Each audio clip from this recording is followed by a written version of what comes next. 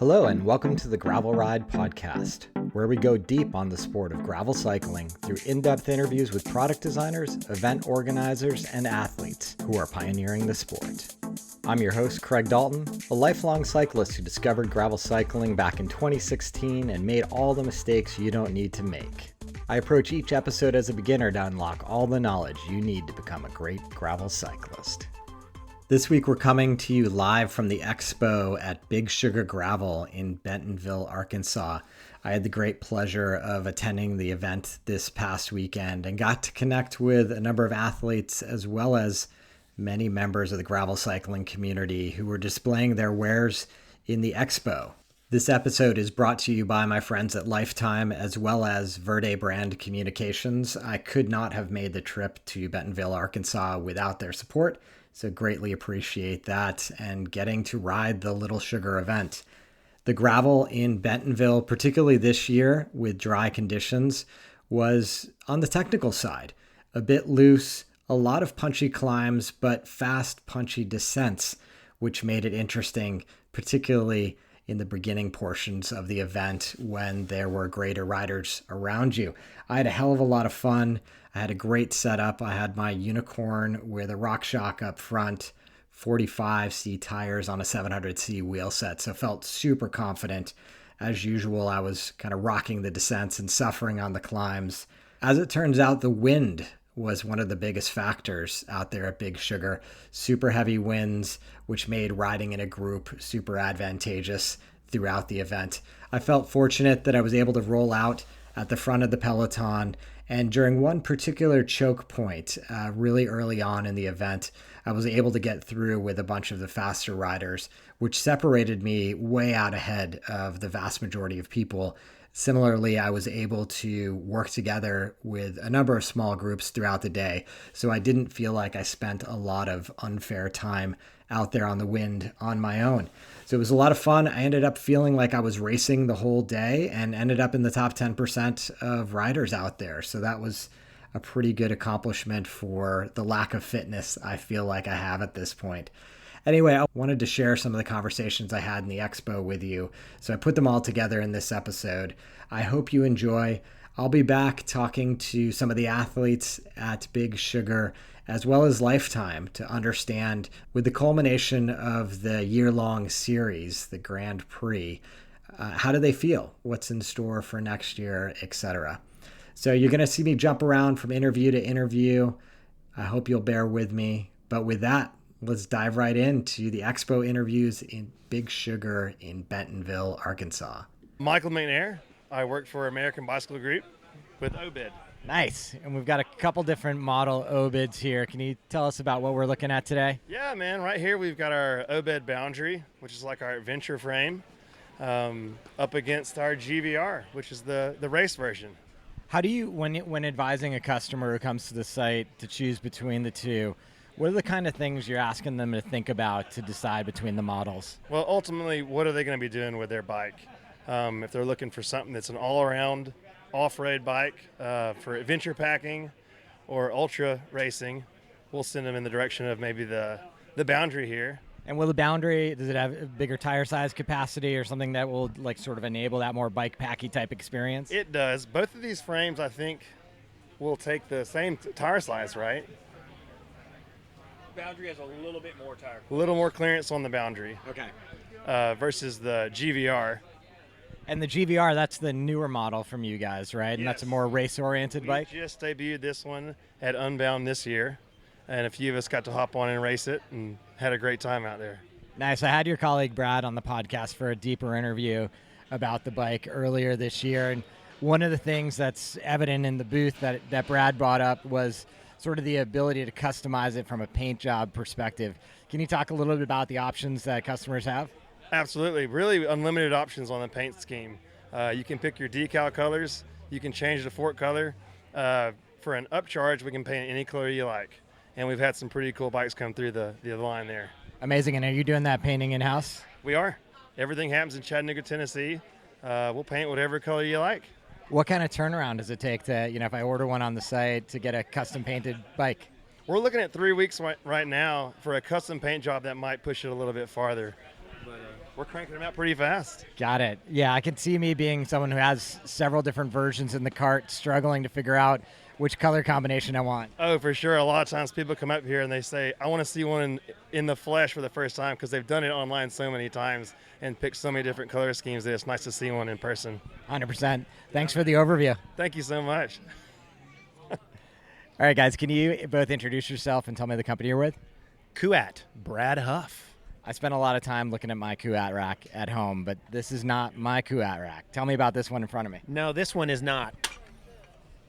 This one is the new Piston Pro X that has an air actuator, Kashima coated system that able to sandwich the bikes in there, I like to say. Really holds the bike in tight.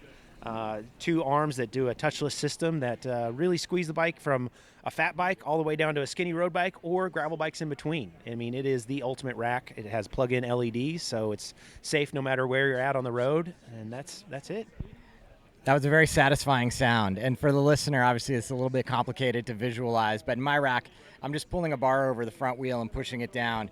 And on this particular one, you've got sort of arms on either side that you pull on both sides of the front and rear wheel. Correct. So it's a 2-arm system that squeezes in on the tires. That's why I kind of call the bike sandwich there. And it's literally a one-tap system. You don't even have to use your hands. Sometimes I use my foot to tap it, and then it squeezes right in with the piston air actuator that ratchets in, holds it tight.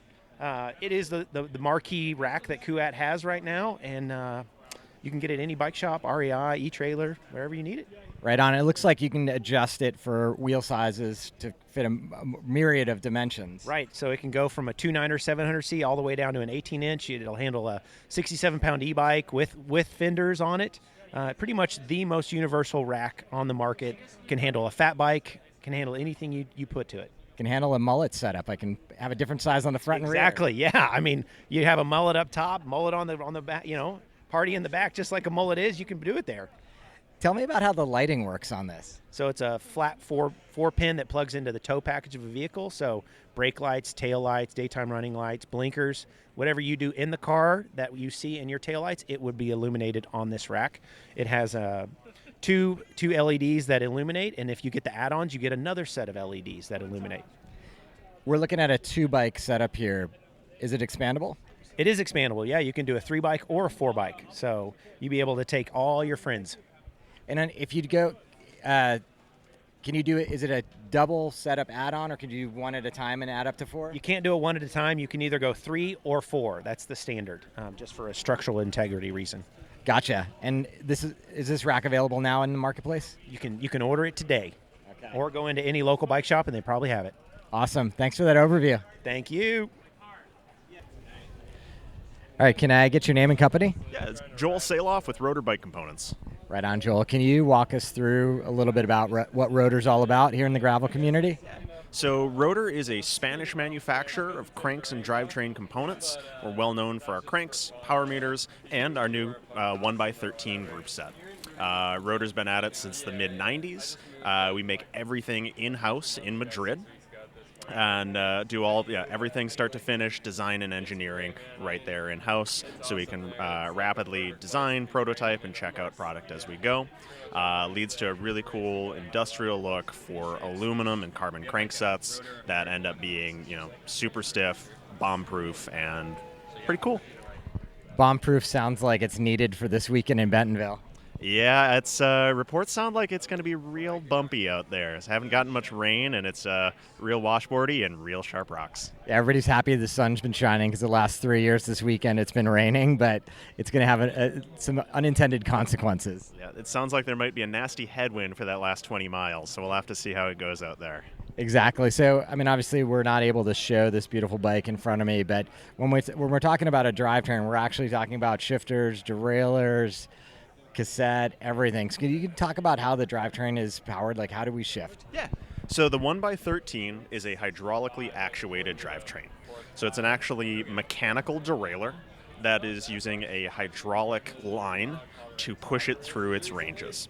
So that derailleur will shift through all 13 of our gears. It's dedicated 1x setup and can be paired with any of our 4 13-speed cassettes, but it can also be run on 12-speed cassettes, which is a pretty neat feature.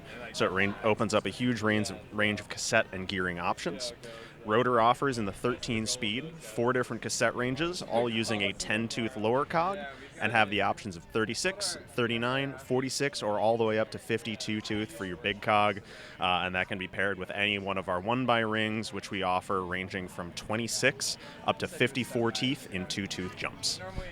And if I'm installing one of these drivetrains on my bike, do I have to have any special considerations in terms of my wheel set, in terms of how the cassette will fit onto my wheels? The 13-speed cassette is going to use Rotor's hub, still using an HG free hub, but the drive side flange and free hub are shifted inboard about 3 millimeters to accommodate that 10-tooth cog on that traditional HG free hub. And if I'm looking at a 12-speed setup, it's a little bit different? Yep, the 12-speed, not only will it work with SRAM or Shimano cassettes, we have our range as well. They use an 11-tooth lower cog and will fit any HG free hub body out there. Right on. And how do you talk about kind of the durability of a hydraulic shifting line versus a mechanical wired line? Yeah, the cool thing with the hydraulic line, there's no batteries to charge, or in my case, forget to charge. And with the with removing the heavy steel cable and housing, you're also removing any chance for contamination, rust, and wear. So you get that same consistent shift over and over. Now, no matter how many years of big sugar rain you have to ride through. Right on. Thanks for that overview. No problem. Happy to chat today. Can I get your name and company? Yeah, I'm Tanner, or Hot Sauce, either one you want to call me. I'm with Storyteller Overland. We're a adventure van manufacturer out of Birmingham, Alabama. And we've got a very large adventure van in front of us right now. It is. So we build this on the Sprinter, the Mercedes Sprinter 144 chassis, and we also build on the Ford Transit chassis as well. We pretty much buy those direct and kind of turn them into this really awesome layout on the inside that gives you a bunch of different configurations and open space that you can do several different things, store bikes and storage boxes, all kinds of stuff. So when a customer comes to you, first off, tell me how a customer comes to you. Yeah, so a few different avenues. A lot of people, we do a lot of different shows across the country throughout the year, from RV shows to adventure van shows and overland shows to awesome gravel bike events like this. So this one, we did one in Kansas and Unbound. So this one, they'll come to us at shows. They'll find us online, but we sell through a dealership network across the country. Little flies over here. So across the country, we have dealerships and mainly RV dealerships that sell our product. So they'll typically go to a dealership and place an order, and then make that purchase through that. As we're thinking about placing an order, am I given the ability to configure it for my lifestyle as a gravel racer, for example? So not necessarily, but we try to kind of give everybody, whatever layout that you want. So we do one layout, one floor plan on all 4 of our models, from the Transit up to the Sprinter. One layout, but it configures so in the back you have a garage area where it opens up, your bed folds up, and you can store 3 to 4 bikes in the back if you wanted to, or especially with our beast mode here, you can put a bike rack on the back. So we try to kind of configure everybody's lifestyle into what we do. Gotcha. And is the Transit a little bit smaller of a chassis? It's actually not. No, so it's a 148 wheelbase, so it's about the same size as the Mercedes here. You do get a little more headroom in it, so it's about probably a few more inches of height. Gotcha. And I noticed a back seat in there. Is that a proper back seat with a seat belt that you can have? Yeah, so we call that our Groove Lounge. So with that, right now, I guess you can't really see it on there, but right now it's set into a lounge mode, but it also folds up into a bench seat, and we call that drive mode, so you can seat 2 passengers on that. Yeah, gotcha. I know in my investigation of vans, a lot of times when they're conversions, there's never a back seat. And if you've got a family, that's a no-go. That's right. So that's another thing, too. We try to give that open space. So you have seating, and typically if you want to go with seating in a lot of vans, you lose sleeping space. But with this, so that folds up, and you can see that typically you'll have a shower, like a full hollow shower, fiberglass shower, or a wet bath. We actually fold our shower into a cabinet there. So that folds down from the top, and you have a shower pan underneath, so you still get 4 seating and then a shower as well. That's unbelievable. I mean, what we're looking at is a cabinet in the upper part of the back of the van with a shower head, and you're saying we can shower right in there and it drains right out of the bottom? Heck yeah. So you actually have a gray tank that it drains to. So you have a 24-gallon gray tank that holds your water and your wastewater, and so you have a 21-gallon freshwater tank, so you can just go off grid. That's our whole thing, is being able to take this wherever you want. So we use a 12 kilowatt lithium energy system, so that gives you the capability to actually go off grid and use your AC and use your cooktop and lights and everything like that for a large amount of time. So. Are you rolling out into the backcountry then with stored energy in a battery, or are you configuring it with solar panels? So you have one solar panel. It's a 95-watt solar panel, but your main life is going to be from that energy system. So it's all lithium, 12 kilowatts. So you can go out, run it, and you have a second alternator that charges while you drive. So it definitely helps out on that aspect. Cool. Thanks for the overview, Hot Sauce. Hey, absolutely. Take care. All right. Can I get your name and company? Hey, I'm Michael Potter with BikeFlights.com. Good to see you, Michael. What are you doing here in Bentonville? We're here to Expo and enjoy the scenery of not just the mountain bike trails, but also the Big Sugar Gravel event for the Lifetime Series. Right on. Many of the listeners are going to be familiar with your service, but can you give a high level? I know you're offering a lot of new things these days. Absolutely. So as of this year, we now offer 4 different bike box sizes, but primarily we're a bicycle shipping service for bikes, wheels, and gear. So what does that look like? I'm coming here to Big Sugar. I'm home in my home in California. What do I need to do to work with Bike Flights? Yeah, so specifically for the Big Sugar Gravel event, we partnered with the Meteor Cafe to be a location where you can ship to and from the event through our website and the event shipping guide. We'll provide shipping labels to get it transported to that location. You can have them build it up, and then your bike is ready to roll as soon as you get to town. I know you offer a bunch of different boxes that are designed to be used multiple times, still made out of cardboard, but I've had one in my hand. They're super well constructed. Is the typical Bike Flights consumer kind of acquiring a bike from a box from their local bike shop, or are people, grabbing one of your boxes? It's a variety. A lot of folks are going to resource their boxes from a local bike shop, and if they can, that's fantastic. We can ship those. Now, if you can't, of course, we do have 4 different box sizes to accommodate a wide variety of bikes. And are there any sort of regulations on how I pack my own bike? There's certainly some good tips of the trade. Padding it, protecting your wheels, and ensuring there's no movement inside the box. I would say those are sort of the 3 main components I would stress. Right on. Thanks, Michael. Thanks for what you do. All right, thank you. Okay, can I get your name and the company? Yeah, my name's Colton Aninko, and I'm with Allied Cycle Works. Right on. What's it like inviting the cycling community to Bentonville this weekend?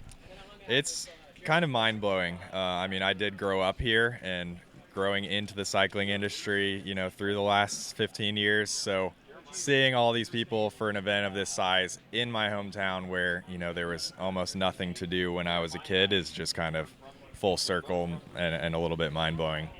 And given Allied's presence here in town, it must also be equally kind of inspiring and exciting to show off what you guys do. Exactly. Yeah, it's been great having factory tours and getting to see a lot of customers that I've got to know over the phone and see them in person, and just to see how many people are coming from so far away to this event is huge for our community and really exciting to get locals behind the sport as well. Since you've got such deep local knowledge, which of the Allied bikes we're looking at behind you would you recommend for a Big Sugar course? I would go with the Able for this one. The Able's our tried and true full gravel bike. It's got a nice slack head angle, which is huge around here because it's very fast and steep, and the downhills you just don't have to hit the brakes too often. So that coupled with the bigger clearance, because this year it's been really, really rough. A lot of our dirt got kind of blown away with the little bit of a drought we've had. So a big, as big of your tire that you can fit in a frame is ideal right now. And then the slack head angle has just been ideal for the rough descents. What size tire would you throw on the Able if you were out there tomorrow? I'd be running the 42C, probably 42 to 45 is kind of the sweet spot. 40 really is what I feel like is the minimum, bare minimum. So yeah, somewhere around the 42, 43 range. And do you see local riders running a mullet setup with a larger tire in the front ever? A little bit, yeah. Just with clearance availability in a lot of older frames, it definitely happens. I used to run a 45 in the front and a 40 in the rear when I had a frame that wouldn't work with both. So yeah, it's a nice way to take a little bit of the vibration off your hands. Right on. Well, thanks for inviting us all to Bentonville, and thanks for sharing a few words about Allied. No problem. Thanks for coming. Okay, can I get your name and company? My name is Andrew Head with Head Cycling Products. Right on, Andrew. Good to see you here in Bentonville. All these beautiful Head products behind you. What's your recommendation for a wheel set, knowing what you know about the terrain here in Bentonville for Big Sugar? Yeah, absolutely. We designed the product called Emporia specifically for events like this. It came after our long-standing history of the Belgium series, but we made it wider and brought it into the marketplace and named it Emporia. So we have a carbon and an alloy version of that product. Great. And sort of what kind of tire size are you recommending your riders kind of look at for this kind of weekend? Yeah, tire size, really with the wide rim, you can go as wide as you can fit in your frame. 38s, 40, you can go pretty much what you're comfortable with. Just remember to keep those volumes low. Yeah. Yeah, is that due to the kind of chunky rocks that I've been hearing about out there? Yes, absolutely. Those chunky rocks, got to watch out for those. But it's going to be an interesting time out there. Do you have a bunch of athletes out there on the product this weekend? Yeah, we have a few showing up. I'll keep you posted on who's racing. Okay, right on. Thanks for the update, Andrew. Good to see you. Yeah, sounds great. Good luck. Can I get your name and company? So this is Mike Gann. I'm with Look and Creamy USA. Mike, good to see you. When I walked over here to your booth at Big Sugar, I was kind of drawn in by all these off-road pedals. And as I just mentioned to you, I've kind of lost the thread of Look pedals on the off-road side, so I'd love to get a little bit of overview for the listener. Sure. So, the line has been revamped now for a couple years, and we've gone to a SPD compatible system. So previously we had our own designs on binding and cleat system, but we've moved to an SPD compatible system. It's a different patent, but the cleats are cross compatible. So our cleats, their pedals, vice versa. We make the series in a couple different formats. We kind of start with a cross country or a gravel style pedal body, which is looks like your normal dual-sided cross country clipless pedal. We kind of do a series from aluminum that starts at about 60. We move into what we call a race, which is a resin body pedal at 95. Carbon, we change the body from resin to carbon, goes up to 145, and then carbon tie at the sort of pinnacle. So really, if you're looking for that lightest, best pedal, we've got that in the cross-country format. And then additional to that, we make some trail or more cage-style clipless pedals, dual-sided pedals, for folks that either want a little bit more of a base to stand on. Maybe they ride in a shoe that's a little more flexible, or they're going to ride in a tennis shoe every once in a while, or they're riding an enduro or a more aggressive format, and they want that ability to really drive the bike with the pedal. Right on. When I'm looking at this section of pedals, kind of the more traditional gravelly pedals, as I go up, obviously we're changing materials, we're decreasing in weight. Do I notice any kind of performance differences between the models as we go into the higher end? So an important part of what we do is that we test and design every pedal to meet the same safety criteria. No weight limitations, nothing like that. So we test to about 130, 140% of ISO, which is our sort of safety requirements. But as you move up, you're getting better materials, which typically means we can make a lighter pedal with the same safety. The bearings don't change, but then the axle material may change. So as you go from the basic to the tie, you're getting an upgraded axle, but the bearing quality and the ability to service the pedal doesn't change throughout the whole line. Right on. And I think you mentioned this. I mean, it's pretty hard, it sounds like, to recommend a pedal tomorrow. I think if you were at the pointy end of the race, obviously you'd be going for weight, but if you're spending a long day out there, something with more of a platform might even make sense. Yeah, the folks that are a little bit more nervous about their footing or unsure about it than the Enrage, which has that platform body, might be a good choice. But for most gravel riders, something in the sort of cross-country gravel style, dual-sided pedal is going to be perfectly fine. Right on. Thanks for that overview. All right. Thanks, man. Can I get your name and company? Jeremy Hutzel. Work for Lauf Cycling based out of Reykjavik, Iceland. Right on, Jeremy. Can we talk about the model? I think you released it this year. Yeah, the Segla is our new model. Got released April 12th or April 11th this year. And what's that all about? Is it a carbon bike, an aluminum bike?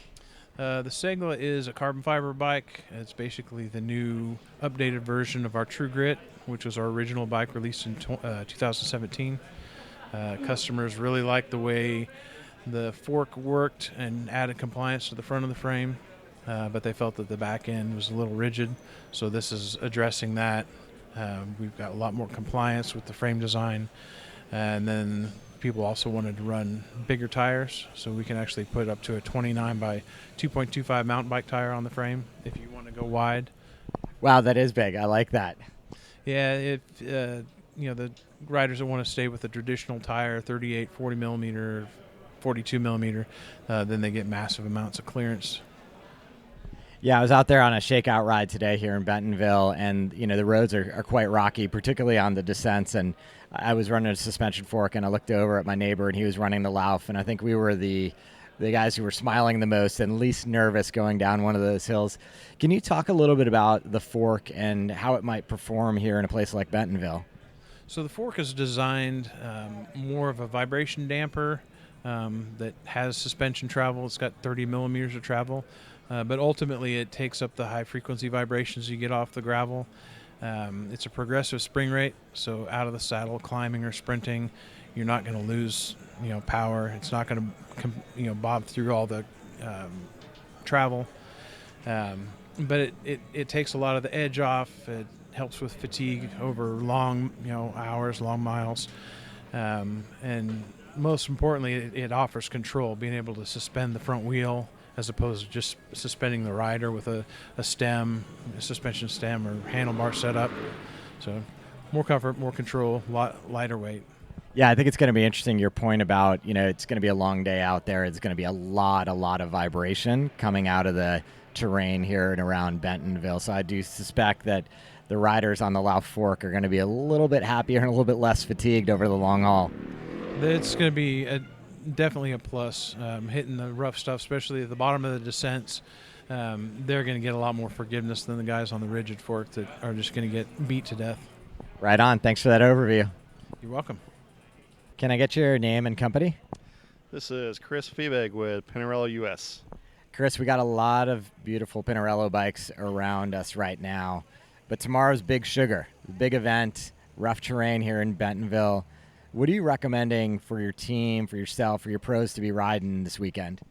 Well, they're all going to be on our Pinarello Gravel, which is our new version this year. The new version has integrated cable routing, a better geometry for gravel. And gear-wise, right now we released the bike with Campy Ekar, but our riders will be riding their whatever, brand that they are, riding. So I'm not sure what the setup is going to be this time. I know they switch back and forth between 1x and 2x and slick tires, knobby tires, a whole different thing. But they will be on the MY23 gravel. Yeah. For this new gravel that's been launched, what is the tire size capacity of the frame? The new gravel left basically will be compatible with a 700 by 47 and also a 650 by 2.2. Right on. Yep. Plenty of room for all this meaty gravel we have out here in Bentonville. Exactly, and the bike's awesome. The geometry doesn't really change a lot, switching back more to 650 and a 700C. I ride, East Coast gravel, which is steep and a lot of climbs descending. I throw 650s on a lot, and it handles perfectly. So. Nice. I think I'm rooting for my local boy Brennan Wirtz to be at the front of the pack, so hopefully we'll see Pinarello bikes in the front there. Yeah, we're rooting for Brennan too. Hopefully he won't let us down. Hopefully he'll be up front and can't miss him. Definitely can't miss him. Yeah, if I could ever pedal that fast, he could be a great guy to draft behind. Yeah, I love riding behind him. I can actually see under him. I'm so short. I love it. Thanks for the overview, man. Have a great weekend. All right. Thanks, guys. Appreciate you. All right, can I get your name and company? Yes, Chris Brown here with Litespeed Titanium Bikes. Right on, Chris. You got a couple different models here, but my eye's pretty attracted to this guy. Can you tell us about it? Yeah. So we've got what we're looking at right now is the Ultimate G2. It's the evolution of our Ultimate line. We have a road bike version of it, gravel bike version of it. This is the G2, so it's the evolution of it. And what we did here is this is our highest performance kind of race-oriented gravel bike. We've got multiple facets of shaped and manipulated and cold work tubing to enhance the aerodynamics, the ride quality, and reduce the weight. So we got really good capabilities on tire size as well. We increased the tire clearance to even go up to a 47 or 48 tire if you're getting into some really chunky stuff. with some new CNC machined chainstay yokes, and also some new cable routing as well, all keeping it all super clean and through the frame on this new model. Keeping the geometry pretty tight in the rear triangle with about 42 and a half chainstays, and in the front it's actually an updated geometry at a little longer reach with a slightly slacker head angle, so you don't get quite as much kind of wheel pull in the corners, so it's really stable, and great bike for this event here, Big Sugar, Unbound, as well. Right on. Yeah, I noticed kind of the shaped tubes, and I remember back in the early days of that Ultimate road bike how pronounced that shaped tube was, and how kind of a hallmark of the Litespeed process it was. Yeah, we've always been known for our tube enhancements, and it's all cycling specific. We don't do it just for like looks, even though they do look cool. It's really designed for particular areas of stiffness at the bottom bracket shell, stiffness at the head tube, different areas where the bike's really under load, not just for the aesthetics. And it's always kind of been a staple. And the fun thing we're getting to now on this bike that we're looking at is a lot of different color options and these Cerakote paint options where you can even add a little more pizzazz to your tie bike and have matching headset paint and seat collar and down tube, and it's a real nice option. We also offer anodizing options, so you can kind of spice it up a little bit. And the cool thing about it is you still have all the nice titanium durability of not worrying about you're really denting or damaging your frame from rocks flying up out when you're in the race and whatnot. So. Right on. Yeah, it's a great looking bike, and I was particularly drawn to that yoke solution because I know with metal and titanium, getting that increased tire size on the rear end without extending those stays quite far can be a design challenge. Can you talk a little bit about the process of developing that yoke and what it yields? Yeah, it's funny. I think you guys had Brad Devaney, our head designer, on not too long ago, and that was one of the biggest things. What we did there is obviously y'all can't look at it here, but you can see it on site. It's a machined titanium chainstay yoke, and we also dropped the chainstay a little bit. So those actually are subtly dropped asymmetrically to give us more chainring clearance and tire clearance. And so it allows us to make a thinner, instead of having a tube to that area that's going to be a larger diameter, we can use a little thinner CNC machined plate to allow more clearance there, and yet still have the stiffness we need in the rear triangle, and keep those chainstays super tight as far as lengthwise, like you said, because a lot of companies just lengthen it, trying to find a solution there on that chainring and tire clearance. So. Yeah, it's interesting. You mentioned it being a drop stay, and a lot of us are familiar with drop stays from carbon bikes, which are super pronounced, but it's incredibly subtle. Yeah, exactly. We didn't get extreme there or do any weird jaggedness where you're welding other tubes or such. It's enough that get us the tire clearance and chainring goals we were after, without adding a bunch of weight or doing anything that might lead to a weak point.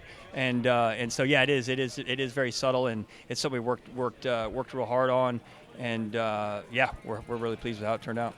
Can you talk a little bit about the seat tube junction where the stays come in? Yeah, it's unique to this bike. You don't see any of our other bikes, so it's what we're calling our Tyranny lock system, and it's a drop stay design. And what goals of it were adding increased lateral stiffness in the rear triangle. So we actually the seat stays actually go up through the seat tube into the top tube, and there's a weld point there. So it increases the lateral stiffness in the rear triangle, and also gives us a cleaner way to route the tubes, the cables through the top tube, and then down through that seat stay to keep it all clean. So it's a performance goal there, and an aesthetic goal. Right on. Thanks for that overview. It's a great looking bike. Hey, I appreciate it. And good luck to anybody that's racing this weekend. Can I get your name and company? Hi, I'm Aaron Stevenson. I'm with Kenda USA. Aaron, can you walk us through some of the gravel tires you got here in Bentonville? Sure can, absolutely. So on the smoother end of the spectrum, we have the Fortitude. I'm going to make the assumption that the Fortitude is not what we're recommending today. So no. The Fortitude, in my opinion, is a little lacking on the tread side.